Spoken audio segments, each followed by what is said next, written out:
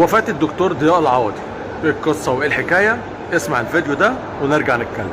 خلي بالكم انتم من نفسكم، انا موجود لحد ما يقضي الله امر كان مفعولا.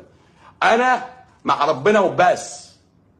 لو لقيتوني بقى مت اعرفوا ان انا اتقتلت مش انتحرت. مش حاجه اسمها ان انا ضياء العوضي ينتحر، انتهي. حطها في بالك، الحق حاجه واحده، لا اله الا الله، مش قول، فعل.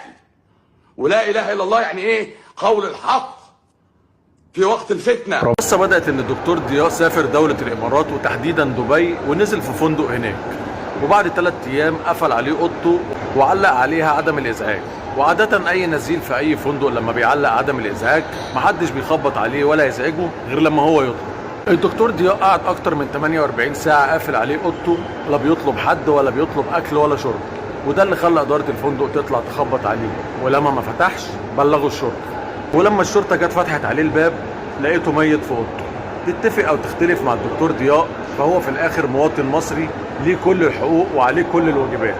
احنا كل اللي عايزينه طالما الموضوع فيه شبهة جنائية، كده كده السفارة بتاعتنا بتباشر التحقيقات، اول ما تخلص يعرفونا اذا كانت الوفاة طبيعية او بفعل فاعل.